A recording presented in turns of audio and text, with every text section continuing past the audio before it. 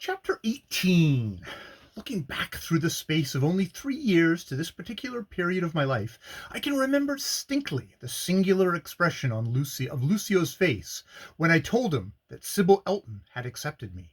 His sudden smile gave a light to his eyes that I'd never seen in them before, a brilliant yet sinister glow, strangely suggestive of some inwardly suppressed wrath and scorn. While I spoke, he was, to my vexation, toying with that uncanny favourite of his, the mummy insect, and it annoyed me beyond measure to see the repulsively pertinacity with which the glittering bat-like creature clung to his hand. "Women are all alike," he said with a hard laugh, when he heard my news. "Few of them have moral force enough to resist that temptation of a rich marriage." I was irritated at this. "It is scarcely fair of you to judge everything by money standard," I said. Then, after a little pause, I added what in my own heart I knew to be a lie. Sybil loves me loves me for myself alone." His eyes flashed over me like lightning. "Oh, sets the wind in that quarter. Why then, my dear Geoffrey, I congratulate you more heartily than ever.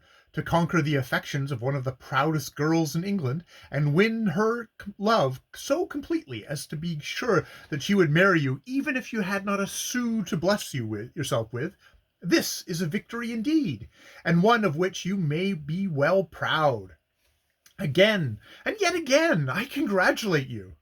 Tossing the horrible thing he called his sprite off to fly on one of its slow humming circuits round the room, he shook my hand fervently, still smiling, and I, feeling instinctively that he was as fully aware of the truth as I was, namely that I had been a poor author with nothing but what I could earn by my brains, the Lady Sybil would have never even looked at me, much less agreed to marry me, kept silence lest I should openly betray the reality of my position. "You see," he went on, with a cheerful relentlessness, "I was not aware that any old-world romance graced the disposition of one so apparently impassive as your beautiful fiancée. To love for love's sake only is becoming a really obsolete virtue. I thought Lady Sybil was an essentially modern woman, conscious of her position, and the necessity there was for holding that position proudly before the world at all costs, and that the pretty pastoral sentiments of poetic Phyllis's and Amanda's has no place in her nature. I was wrong, it seems, and for once I have been mistaken in the fair sex." Here he stretched out his hand to the sprite, that now came winging its way back, and settled at once on its usual resting place. "My friend, I assure you, if you have won a true woman's true love, you have a far greater fortune than your millions, a treasure that none can afford to despise." His voice softened, his eyes grew dreamy and less scornful, and I looked at him in some astonishment. "Why, Lucio, I thought you hated women." "So I do," he replied quickly, "but do not forget why I hate them. It is because they have all the world's possibilities of good in their hands, and the majority of them deliberately turn these possibilities to evil. Men are influenced entirely by women, though few of them will own it. Through women they are lifted to heaven or driven to hell. The latter is the favorite course, and the one almost universally adopted." His brow darkened, and the lines round his proud mouth grew hard and stern. I watched him for a moment. Then, with sudden relevance, I said, "Put that abominable sprite of yours away, will you? I hate to see you with it." "What, my poor Egyptian princess?" he exclaimed with a laugh. "Why so cruel to her, Geoffrey? If you had lived in her day, you might have been one of her lovers. She was no doubt a charming person. I find her charming still. However, to oblige you," and here, placing the insect in its crystal receptacle, he carried it away to the other end of the room. Then, returning towards me slowly, he said, "Who knows what the sprite suffered as a woman, Geoffrey? Perhaps she made a rich marriage and repented it. And, at any rate, I am sure she is much happier in her present condition." "I have no sympathy with such a ghastly fancy," I said abruptly. "I only know that she, or it, is a perfectly loathsome object to me."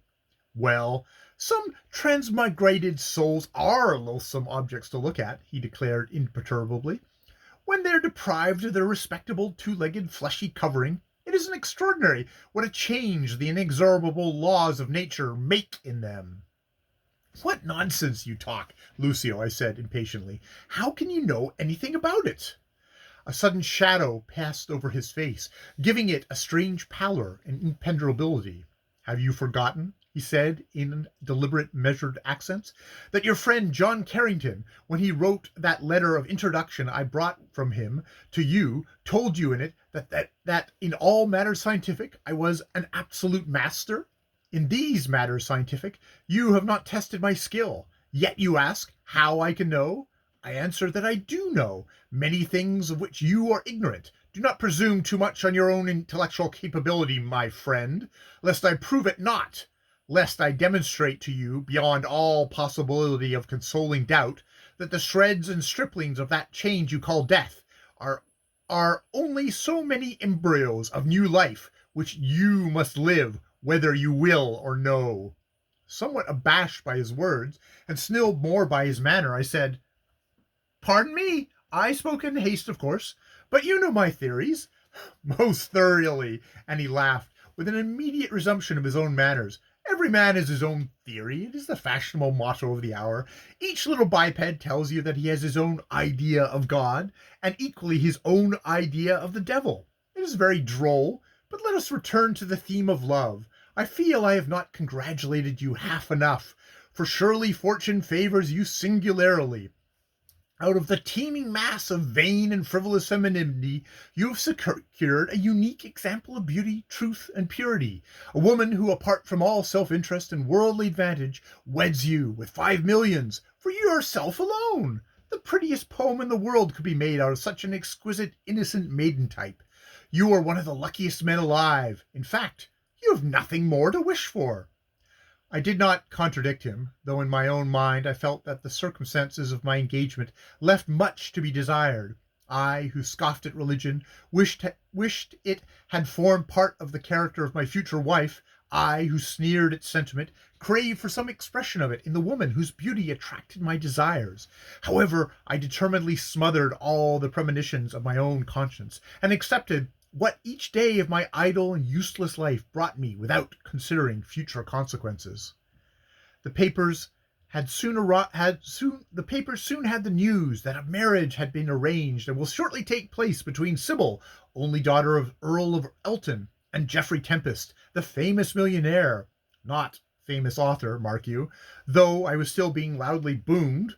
Morgenstern, my publisher, could offer me no consolation as to my chances of winning and keeping a steady future fame. The 10th edition of my book was announced, but we had not actually disposed of more than 2,000 copies, including one volume issue that had been hastily thrust on the market. And the work I had so mercilessly and maliciously slated, Differences by Mavis Clare, was in its 30,000th. I commented on this with some anger to Morgenstern, who was virtually aggrieved at my complaint.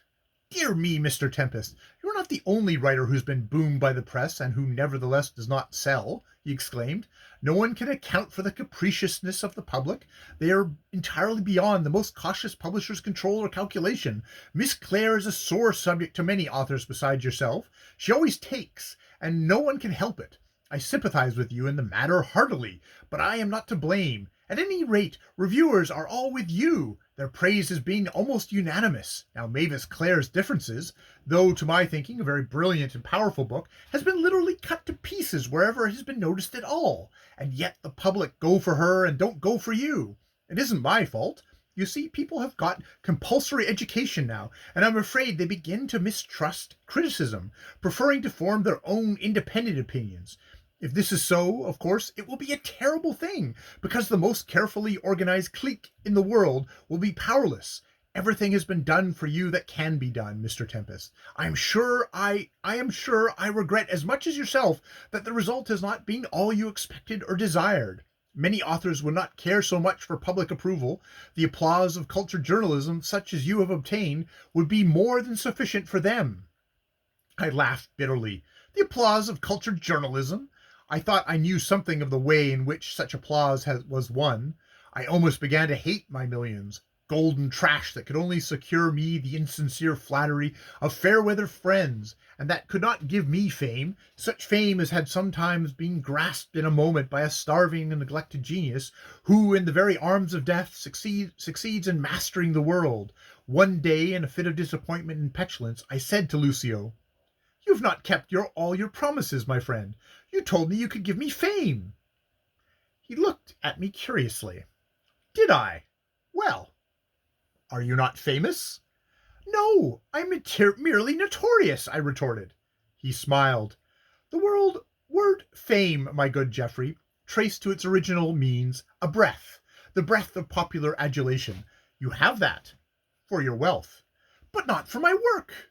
You have the praise of the reviewers. What is that worth?" "Everything," he answered, smiling. "In reviewers' own opinion." I was silent. "You speak of work," he went on. "Now the nature of work I cannot exactly express, because it is a divine thing, and is judged by a divine standard. One must consider in all work two things: first, the object for which it is undertaken, and secondly, the way it is performed. All work should have a high and unselfish intent. Without this, it perishes and is not considered work at all, not at least by the eternal judges invisible. If it is work, truly and nobly done in every sense of the word, it carries with it its own reward, and the laurels descend from heaven, shaped ready for wearing. No earthly power can bestow them. I cannot give you that fame, but I have secured you a very fair imitation of it." I was obliged to acquiesce, though more or less morosely, whereat I saw that he was somewhat amused. Unwilling to endure his contempt, I said no more concerning the subject that was the nearest to my heart, and wore out many sleepless hours at night trying to write a new book, something novel and daring, such as should force the public to credit me with a little loftier status than that obtained by the possession of a huge banking account. But the creative faculty seemed dead in me. I was crushed by a sense of impotence and failure.